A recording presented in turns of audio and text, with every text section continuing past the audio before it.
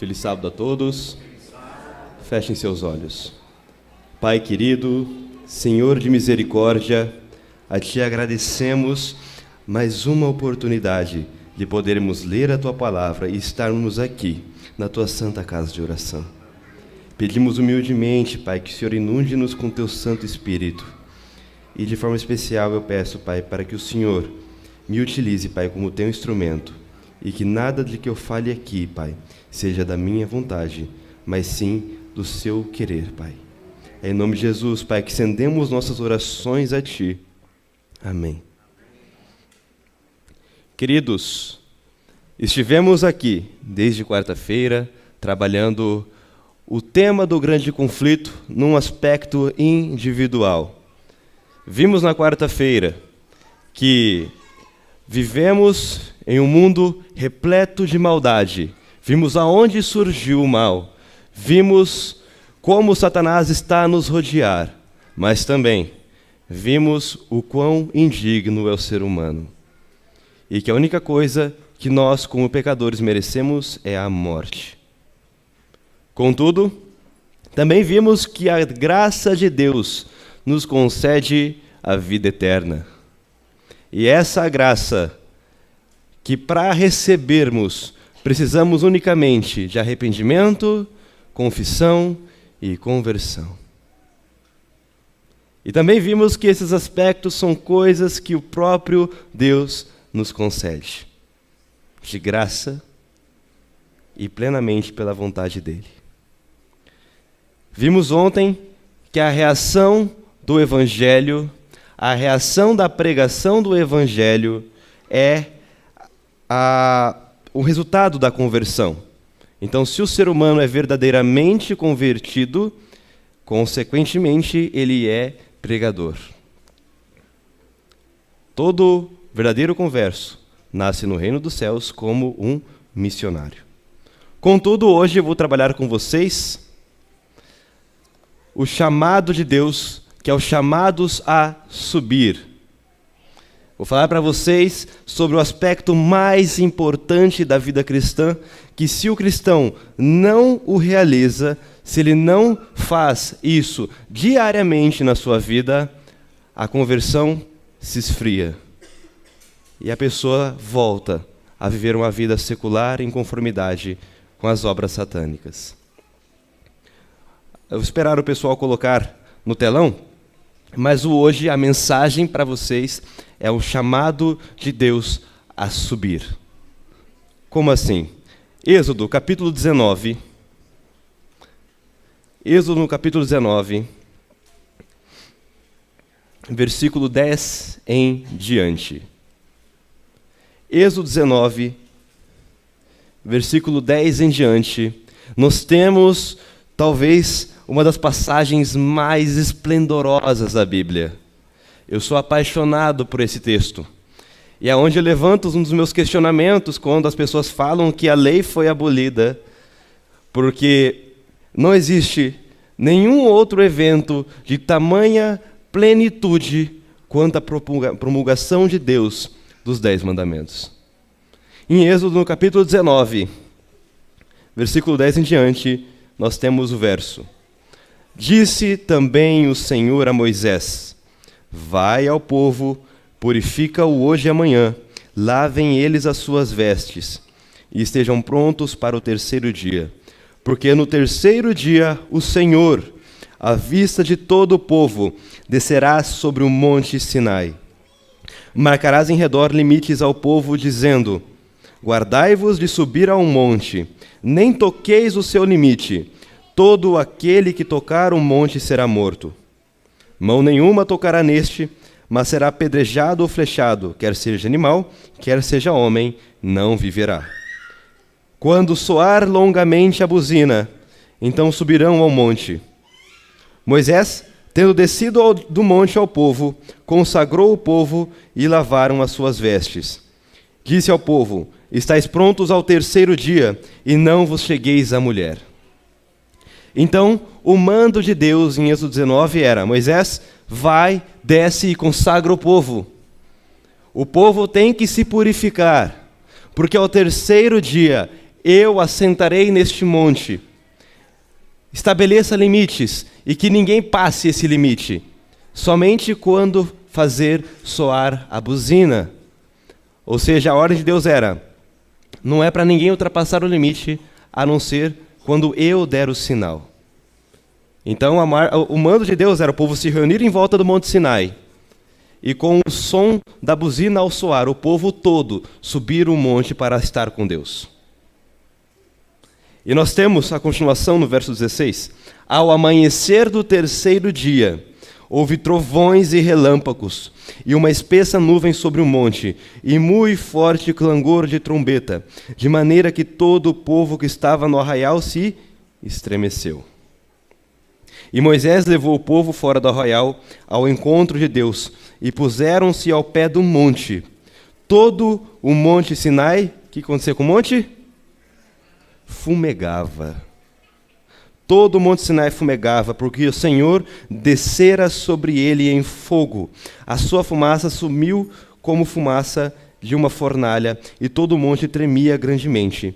E o clangor de trombeta ia aumentando cada vez mais. Moisés falava e Deus lhe respondia no trovão. Que cena esplendorosa! Que cena majestosa! Deus se assenta sobre o monte Sinai. O monte começa a fumegar e trovões ribombeiam de um lado para outro. Não é à toa que a Bíblia deixa bem claro que toda a comunidade se estremeceu. É majestoso, mas ainda assim é assombroso. Moisés falava com Deus e a Bíblia fala que ele lhe respondia no trovão. Imagina quão poderosa era a voz de Deus. Contudo, o povo recusa-se a subir. Não está funcionando o passador. O povo recusa-se a subir. Nós vamos ver na Bíblia, em Deuteronômio capítulo 5, e também no prosseguir do texto, que o povo não decide subir. Ele se recusa. Deuteronômio capítulo 5, no versículo 6. Deuteronômio capítulo 5, versículo 6.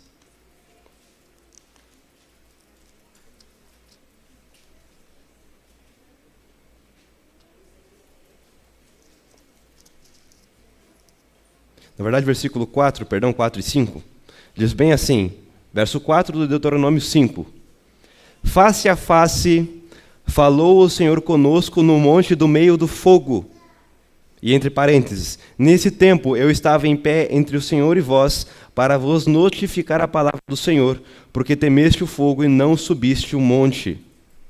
Então Moisés, em Deuteronômio, quando ele recapitula com o povo a atitude do povo, ele fala: olha, vocês temeram o Senhor, vocês não subiram o monte. E nós vemos isso acontecendo em Êxodo 20, no versículo 20, no capítulo 20, versículo 19, disseram a Moisés: fala-nos tu, e te ouviremos, porém não fale Deus conosco, para que não morramos. Ou seja, o povo chega para Moisés quando Deus está falando, depois dele promulgar os 10 mandamentos. Fala: Moisés, fala-nos tu. Não queremos que Deus fale conosco. Em Deuteronômio 5, 4 e 5, nós vemos que o povo não quis subir o monte. O povo não quis ir até o Senhor. O povo se recusou a ir em direção a Deus. Preferiram que Moisés falasse com eles. Muitas das vezes, nós nos recusamos a ir em direção a Deus. Muitas das vezes, nós, por escolha, falamos: olha, fale o pastor comigo, não fale Deus. Mas a pergunta é: como eu faço hoje para subir este monte? Como eu posso subir? Como eu posso estar com Deus? Que é um aspecto muito importante da missão. Jeremias, capítulo 29, versículo 13.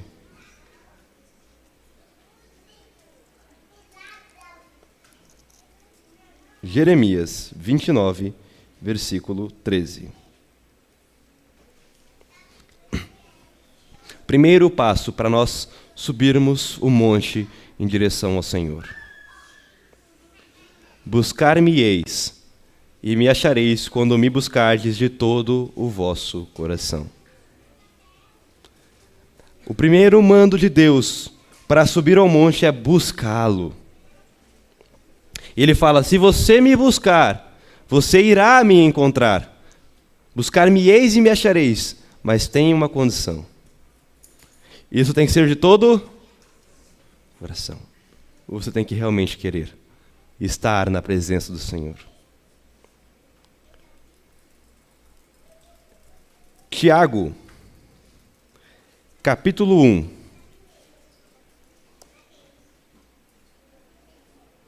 Antes de Tiago, nós vamos para Tessalonicenses. 1 Tessalonicenses, capítulo 5, versículo 17. 1 Tessalonicenses 5, 17 diz bem assim: orai sem cessar. Então vamos rever. O primeiro passo para subir o monte é buscar a Deus de todo o coração. O segundo passo é orar sem cessar. Sabe como é que se ora sem cessar? Colocando o joelho no chão e ficando 24 horas orando. Não é assim. Orar sem cessar é uma vida cristã plena. É buscar a Deus de todo o coração de forma real. É estar em contato com o Senhor o dia inteiro. É buscar a Deus o dia inteiro em oração. Para qualquer decisão, para qualquer coisa, em qualquer momento. Não é somente colocar os joelhos e orar uma vez ou outra no dia. O cristão precisa falar com Deus o dia inteiro. Porque o pecado e o mal, as hostes satânicas, estão a te rodear o dia inteiro. Então, como é que vocês vão ficar se alimentando do Senhor, da palavra de Deus, o alimento espiritual, apenas uma vez no seu dia? Se vocês comem uma vez no dia, vocês ficam com o quê? Fome. Como é que vocês, se alimentando uma vez a palavra, querem estar próximos do Senhor? Pessoas que nós amamos, nós buscamos, nós vamos atrás delas, nós conversamos com ela. A Bíblia deixa bem claro: orai sem cessar. E o texto de Tessalonicenses, ele continua. No verso 16, regozijai-vos sempre, orai sem cessar, em tudo dai graças, porque esta é a vontade de Deus em Cristo Jesus para convosco. Não os apagueis os espíritos, não apagueis o espírito, e não desprezeis a profecia. Olha que conjunto de informações Paulo nos traz. Então, o segundo passo é orar sem cessar. Apocalipse 1, versículo 3. Apocalipse 1, 3.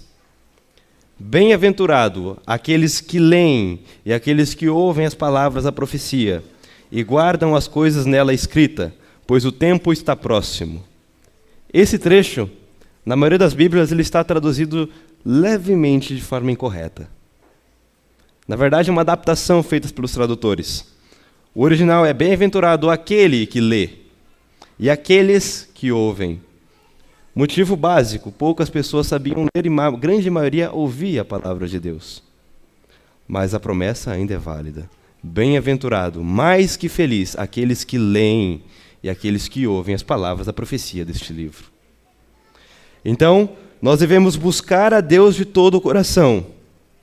Devemos orar sem cessar, passando o dia todo em contato com o Senhor.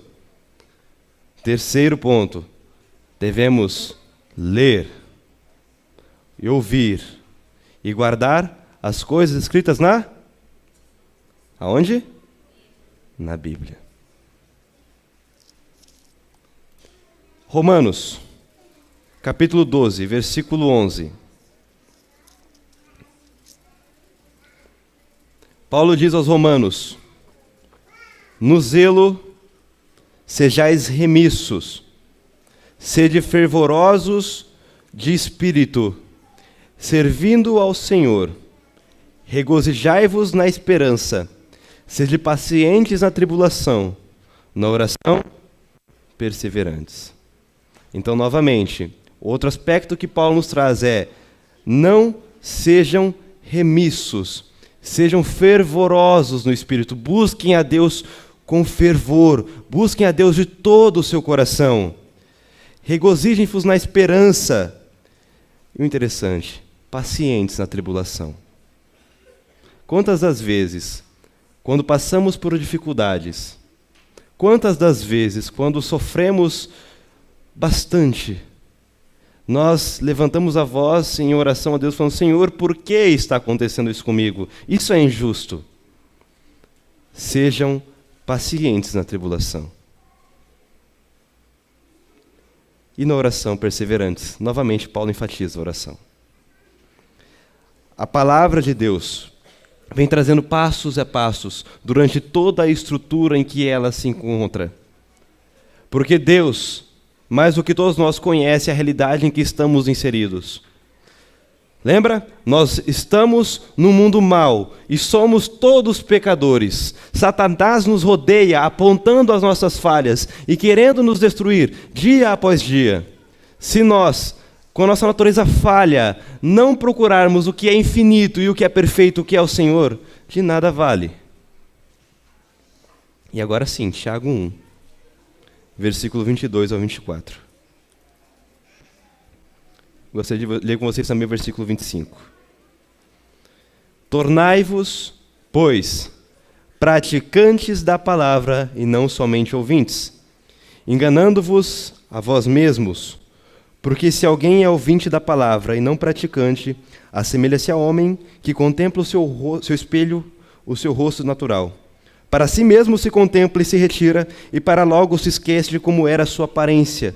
Mas aquele que considera atentamente na lei perfeita, lei da liberdade, e nela persevera, não sendo ouvinte negligente, mas operoso praticante, esse será bem-aventurado no que realizar.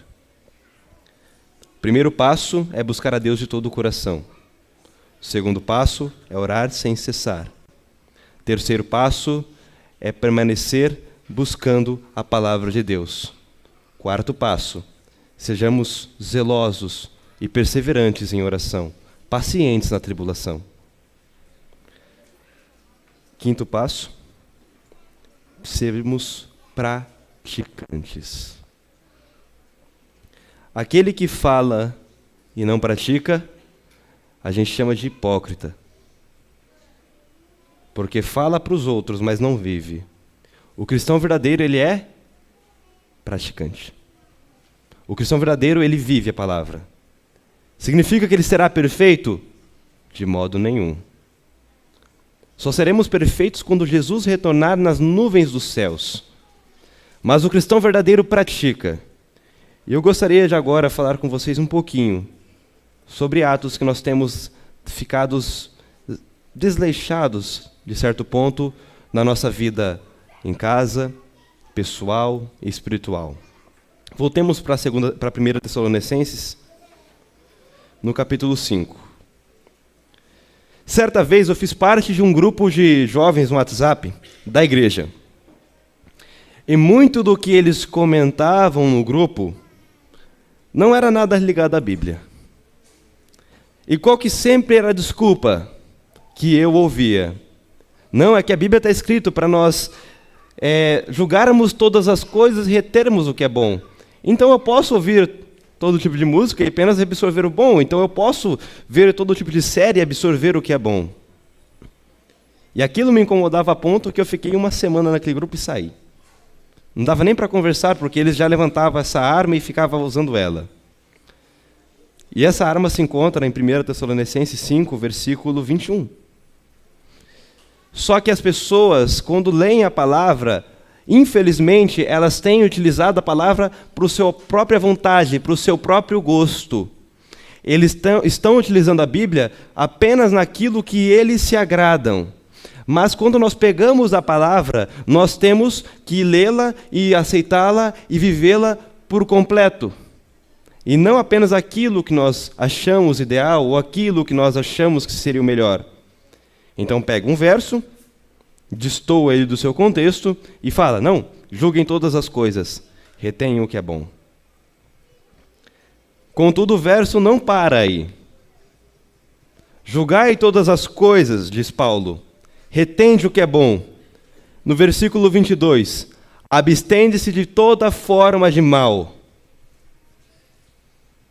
Então a aplicação fica completa. O que é para julgar todas as coisas? É para julgar tudo que é bom. É para julgar tudo que é válido. Cristão não tem contato com pornografia, mas também cristão não tem contato com músicas seculares. Cristão não tem contato com as coisas produzidas pelo mundo, pelas coisas feitas em Hollywood, cenas de heróis e filmes onde tem mortes e um monte de coisa. Cristão tem que ter contato com as coisas que são provenientes de Deus. É para julgar todas as coisas e reter o que é bom, das coisas boas. Das coisas que vêm do Senhor. Não é para ficar assistindo aquelas séries que em nada honram ao Senhor. Não usem essa desculpa, porque a fala de Paulo no versículo 22 ela é bem enfática. Abstende-vos de toda forma de mal. E tudo que não é produzido para Deus nesse mundo é produzido para quem? Para quem que é produzido se não for para Deus? Para o diabo. Nós vimos que nesse grande conflito nós estamos em batalha o tempo todo, onde o bem e o mal lutam bravamente. Onde o bem e o mal estão em conflito e não há meio termo nessa condição nossa. Não tem como subirmos em cima do muro. Não tem como nós ficarmos em cima do muro, porque o muro pertence a Satanás. O muro pertence ao diabo. Não tem como o bem e o mal estar em comunhão. Então o verdadeiro cristão não assiste e não ouve nada do que é produzido pelo mundo. E não participa das conversas que não agradam a Deus. Porque se o meio que você está inserido, aquilo que você está ouvindo, aquilo que você está assistindo, não glorifica a Deus, logicamente ela glorifica a Satanás. E o bem e o mal não têm comunhão. Ou vocês veem, ouvem e fazem as coisas para Deus, ou vocês estão apenas se enganando. A Bíblia deixa um grande exemplo. Eu citei ele na primeira mensagem no livro de Jó. Jó era homem íntegro, reto, temente a Deus e que se desviava do mal. E esse fato não foi só dito pelo autor do livro, mas também, se a gente vai ver na reunião celestial, o próprio Deus o classifica assim. Mas a característica que eu mais gosto de ver em Jó é que ele era íntegro, reto, temente a Deus, mas ele se desviava do mal. O problema é que nós queremos flertar com o mal. Nós queremos ir na beira do abismo do pecado e ficarmos olhando frente a frente o mal e lutando contra ele. Nós nos colocamos em posição de sermos tentados a todo momento. Eu lembro que quando eu era jovem, o pastor Ariel, ele foi lá na Igreja Central de Ibiratã e fez Na Mira da Verdade Jovem, 2015 isso. E eu, na minha inocência, falei, pastor, um jovem de 15 anos pode namorar? E depois mandei uma outra pergunta, até quanto tempo a gente pode ficar conversando com a namorada? Até 10 horas da noite? Até 10h30? Essa era a pergunta que eu fazia. E nossas perguntas, normalmente, quando a gente vai perguntar para algum ancião, para algum pastor, são sempre nessa pegada. Olha, eu posso fazer tal coisa? Até que ponto eu posso fazer tal coisa? Até que ponto isso não é pecado? Nós queremos, a todo momento, flertar com o mal. A todo momento. Não é como se eu estou conversando com minha namorada, no caso já sou casado, não acontece mais, mas até 10 horas os anjos estão comigo. 10h10, não tem mais nenhum. Nós queremos ficar flertando com o mal, flertando com as coisas que não são de Deus. Mas uma característica do cristão verdadeiro e genuíno, ele desvia do mal, ele se abstém das formas de mal. Essa é uma característica importantíssima e nós não devemos negociá-la. Cristão não ouve música secular, cristão não assiste às coisas que são produzidas pelo mundo, cristão não perde tempo com essas coisas. Cristão tem que estar a todo momento buscando e vivendo para quem? Para Deus. Obviamente, não vamos gastar o nosso tempo com as coisas que vêm do maligno. E é por isso que, infelizmente, queridos, eu tenho encontrado pessoas que não conhecem mais a palavra de Deus. Fizeram uma pesquisa nos Estados Unidos, onde acharam que Sodoma e Gomorra eram um casal. Acharam que a frase, Deus ajuda quem cedo madruga, está na Bíblia. E eram pessoas cristãs, que se julgavam cristãs. As pessoas mal sabem que Elias não foi no céu numa carruagem de fogo. Elias foi no céu num redemoinho, mas as pessoas não sabem, porque não leem, não pesquisam, não se aprofundam, vão apenas pelo que elas ouvem. Se nós gastássemos mais tempo, passando tempo com o Senhor, em leitura da palavra, em oração, não tem como vivenciarmos um verdadeiro cristianismo assim, se não demandarmos tempo para Deus. Não tem como eu passar 5 horas maratonando série na Netflix, naquele site que vem de Satanás, e passar 10 minutos lendo a Bíblia, e aí eu reclamo, eu caio na tentação a todo momento. Meu Deus, o que está acontecendo? Deus não está comigo. É óbvio que não está. Você não chama Ele para perto de você. Se você dá mais tempo para Satanás na sua vida, como é que você quer que Deus esteja contigo? Quem é Senhor do seu coração? Quem é Senhor da sua vida? E a nossa geração é uma geração perigosíssima. Antigamente, para você assistir qualquer filme, qualquer coisa, você tinha que ir numa locadora e ter um VHS na sua casa. Ou esperar o horário bem tarde na TV para poder passar. Hoje em dia não é mais assim. Hoje em dia, basta dar 2 cliques no celular e qualquer tipo de coisa, das boas até as coisas piores que Satanás pode produzir. Mas não confundam, achando que somente pornografia é uma coisa ruim. Essa é uma obra de Satanás totalmente escancarada. É fácil ver que não é do bem. Tanto que existem pessoas seculares que falam contra. Mas aquela série que você assiste na sua casa também pertence a Satanás. Não é porque tem uma coisinha ou outra boa que significa que seja de Deus. Porque o diabo também é esperto. E se a gente for falar de questão de experiência, nós vivemos, 120 anos? Satanás existe há 8.000. Alguém de 8.000 anos de experiência e alguém de 100 anos de experiência, quem que é mais experiente? Nós não conhecemos a Deus. Satanás já viu face a face o Senhor. Então, não tem como nós tentarmos batalhar contra o inimigo em questão de experiência. A única forma que o cristão tem de batalhar para se aproximar de Deus é joelho dobrado, tempo constante em comunhão com o Senhor e leitura da palavra. Cristianismo puro e simples. Mas agora, a consequência desse processo que a gente chama de santificação, da jornada com Cristo, que faz parte das 28 doutrinas das 28 crenças que nós pregamos. O que fazer? Qual que é a reação? E eu volto a bater na tecla que eu bati ontem. Isaías, capítulo 6, versículo 1 ao versículo 8. Isaías, capítulo 6, versículo 1 ao versículo 8.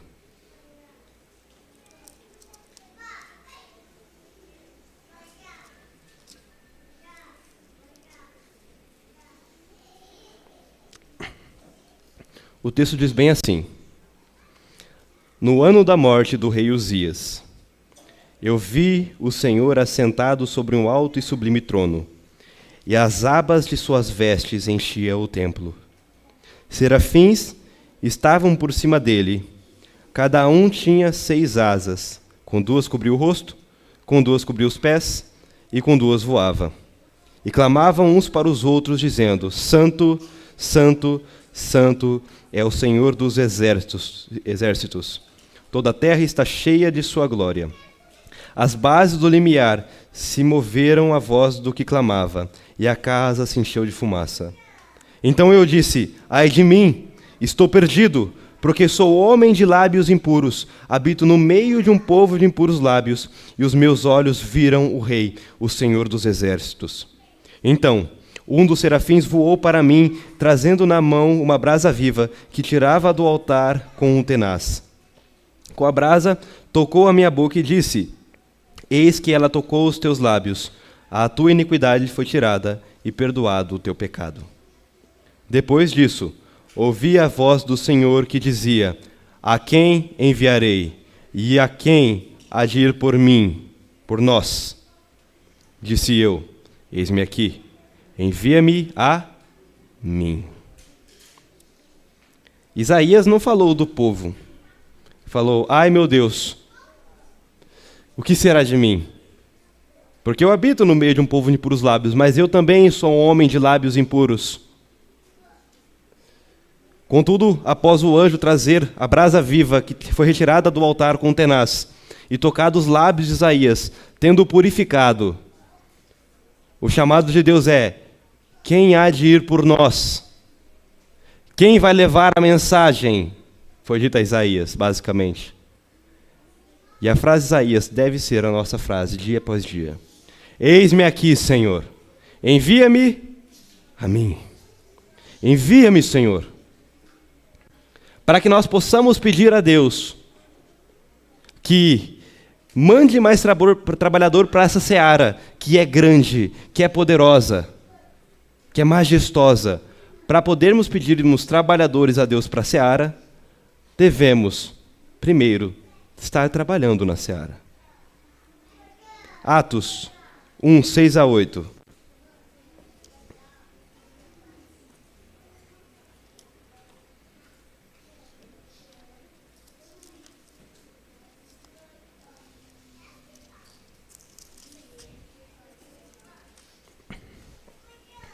Atos 1, 6 a 8, nós lemos ontem, é a grande comissão.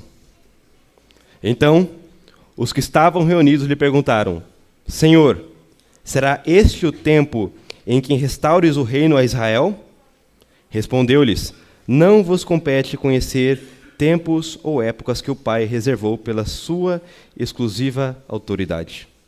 Mas recebereis poder ao descer sobre vós o Espírito Santo, e sereis minhas testemunhas tanto em Jerusalém, como em toda a Judeia e Samaria, e até os confins da terra. Quando nós olhamos para a palavra de Deus, nós vemos os passos, reconhecermos a nossa iniquidade, aceitarmos o perdão de Deus através do arrependimento, confessando nossos pecados, nos convertendo verdadeiramente, mudando o nosso caminho em 180 graus, mudança total de atitude. Reação? Pregação do Evangelho. Mas a pregação só será verdadeiramente efetiva se nós nos aproximarmos de Deus dia após dia. Santificação. Uma luta diária de todo cristão. Santificação, ou novo nascimento, como alguns assim o dizem, é dever de cada um de nós passarmos dia após dia. Se nós não lutarmos com todas as forças contra a nossa própria natureza, a nossa natureza nos vencerá. Uma história muito comum, um conto muito fácil dito pelas pessoas, é que tinha um homem que tinha 2 cachorros. E ele falava: o cachorro preto vence. O cachorro preto vencia. No outro dia ele falava: não, o cachorro branco vence. O cachorro branco vencia na luta. Aí eles acharam que era o homem que instigava os animais um a derrotar o outro. E afastaram ele 200 metros. Ele gritou de longe: o preto vai vencer. E o preto venceu. Perguntou para ele: como assim? Como funciona? O que você faz? Ele falou: é simples, vence quem eu alimento. Quem eu alimento vence. Agora a pergunta: você está alimentando o seu lado carnal com as coisas produzidas por Satanás e pelos seus servos? Ou vocês têm buscado as coisas que vêm do Senhor e alimentado o lado espiritual? Qual que tem sido a sua atitude? E a reação óbvia de uma verdadeira conversão é a pregação do Evangelho. Eu gosto muito da história dos discípulos de Emaús. Os discípulos de Emaús, eles me agradam bastante a história, porque eles mostram pessoas que estavam tão abatidas que eles andaram 11 quilômetros ao lado de Jesus e nem perceberam que era o Cristo. Mas quando eles perceberam que era Jesus, quando eles entenderam que Cristo havia realmente ressuscitado, que ele havia realmente se levantado da sepultura e a missão dele tinha realmente se cumprido, porque Cristo explicou para eles, através da palavra, o que eles não haviam entendido, a reação deles foi sair correndo de Emaús, 11 quilômetros até Jerusalém. Detalhe, eles falam para Jesus: Senhor, está tarde, fique conosco, ceie conosco, está tarde, é muito complicado seguir viagem agora. E aí eles percebem quem que é Jesus. E aí para eles não está tarde para sair correndo para Jerusalém. Para eles não estava tarde para ir correndo falar do Evangelho. Porque quando você entende verdadeiramente o significado do que é ser cristão, do que é servir a Deus, quando você entende verdadeiramente no seu coração esse significado, a alegria é tremenda. E você não consegue esperar para depois, deixar para mais tarde. Não. É feito na hora. Como é que eu posso esconder dos meus amigos e irmãos que Jesus Cristo morreu por cada um de nós? Como é que eu vou esconder dos meus amigos e irmãos que o verdadeiro Evangelho está às nossas portas e Jesus está voltando? E a nossa reação contra o Evangelho é muito clara. Nós servimos a Deus e falamos do seu Evangelho. Ou servimos ao diabo e dizemos que somos cristãos, vindo apenas para a igreja. O que estamos fazendo a respeito da nossa devoção diária e da nossa missão? Qual que é a nossa atitude? Estamos buscando a Deus de coração, dia após dia? Se não estamos fazendo, atentem-se, ainda há tempo. Mas não deixe para amanhã, faça agora. E, como reação de viver para Deus, promulgue o Evangelho, propague a mensagem. Gostaria de chamar aqui a Anne Beatriz, que vai louvar a Deus agora. E enquanto ela louvar a Deus com sua voz, vocês reflitam sobre a sua condição, sobre se estão sendo fiéis ou não a Deus, e se levantem com o coração convicto, dizendo: Senhor, eu vou viver dia após dia contigo. Eu vou viver uma vida integralmente contigo.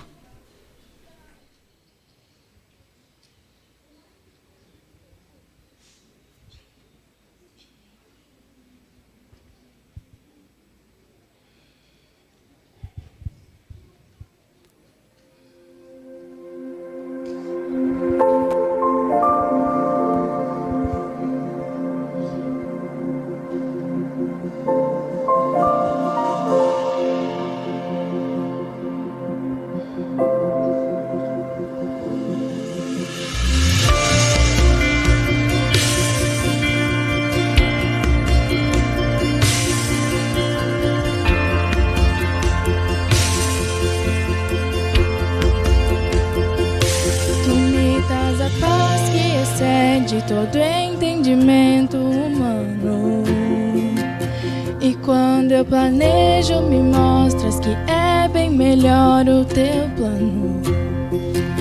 Com misericórdia me cobres, derramando graça em mim. Eu desconheço um outro amor assim.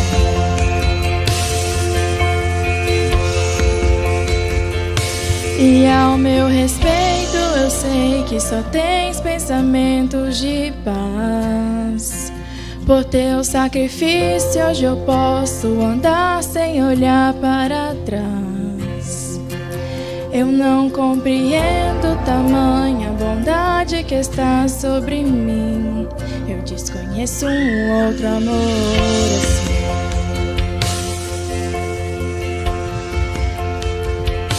Que amor é esse? Graça incalculável. Não tem interesse, não quer nada em troca. Tua vontade é boa, perfeita e agradável para mim.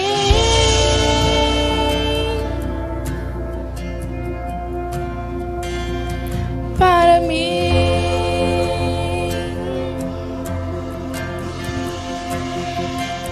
Quero conhecer-te, ouvir teus segredos. Não importa o preço, eu me lanço inteiro. Sei que nos teus braços existe um espaço para mim.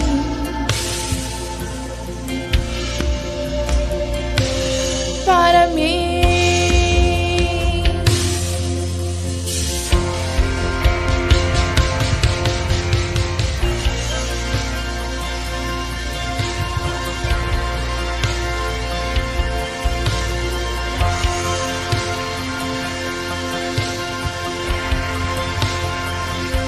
Tu me das a paz que excede todo entendimento humano.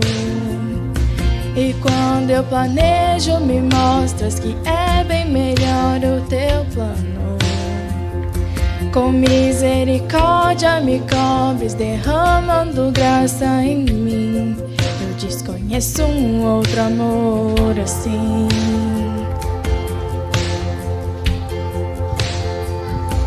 E ao meu respeito eu sei que só tens pensamentos de paz. Por teu sacrifício hoje eu posso andar sem olhar para trás. Eu não compreendo tamanha bondade que está sobre mim. Eu desconheço um outro amor assim.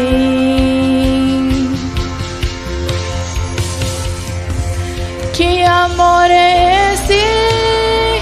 Graça incalculável.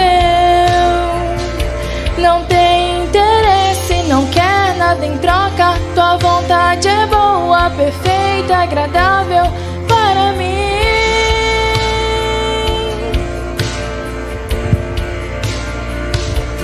Para mim.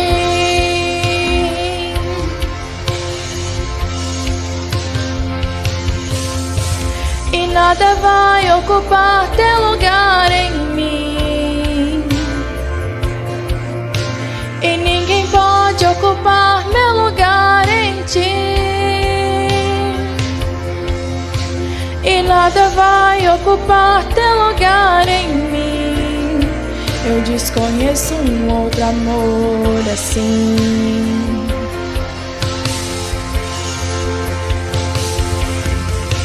E nada vai ocupar teu lugar em mim. Nada, nada, nada. E ninguém pode ocupar meu lugar em ti. E nada vai ocupar teu lugar em mim. Eu desconheço um outro amor assim.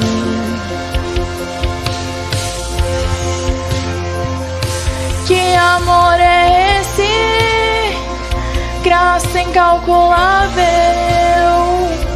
Não tem interesse, não quer nada em troca. Tua bondade é boa, perfeita, agradável para mim.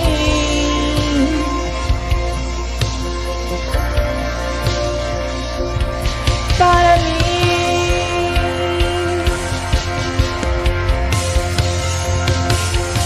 Quero conhecer-te, ouvir teus segredos. Não importa o preço, eu me lanço inteiro. Sei que nos teus braços existe um espaço para mim.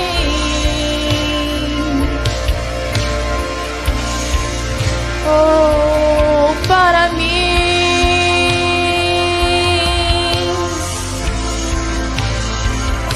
Quero conhecer-te, ouvir teus segredos. Não importa o preço, eu me lanço inteiro. Sei que nos teus braços existe um espaço para mim.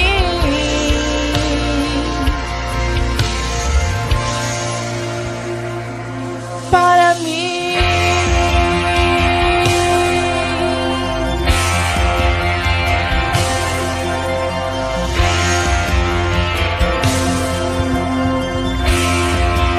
Amém. Aqueles que servem verdadeiramente ao Senhor, que buscam verdadeiramente a Deus. Uma promessa foi deixada do retorno de Cristo e de um novo céu e uma nova terra. Em Apocalipse 21, diz bem assim: vi novo céu e nova terra, pois o primeiro céu e a primeira terra passaram, e o mar já não existe. Vi também a cidade santa, Nova Jerusalém, que descia do céu da parte de Deus ataviada, como noiva adornada para o seu esposo. Então ouvi grande voz vinda do trono, dizendo: Eis o tabernáculo de Deus com os homens. Deus habitará com eles. Eles serão povos de Deus, e Deus mesmo estará com eles. Ele enxugará dos olhos toda lágrima, e a morte já não existirá. Já não haverá luto, nem pranto, nem dor, porque as primeiras coisas passaram. Nós temos escolhas para fazer.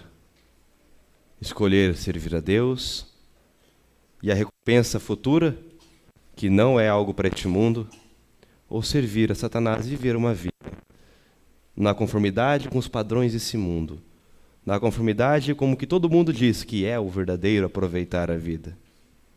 Nós temos duas opções. Que a primeira seja a escolha de cada um de nós. Fechem seus olhos. Pai querido, estamos neste momento na sua presença perante o trono celestial. Reconhecendo, Pai, a tua grandeza e a nossa indignidade, clamamos a ti, Pai, que estenda a sua mão sobre o seu povo e o perdoe e o consagre a ti, Pai. Que os desejos pelas coisas deste mundo não invadam o nosso coração, mas que a nossa vida seja diariamente, a cada minuto e a cada hora, dedicado unicamente a Ti. Que a Sua vontade, Pai, seja feita em nossa vida e que cada um de nós possamos juntos nos reunir nas moradas celestiais quando Tu retornares nas nuvens dos céus. Em nome de Jesus, Pai, que nós te agradecemos e pedimos. Amém. Fiquem com Deus, queridos. Tenham um ótimo restante de sábado. E até a próxima.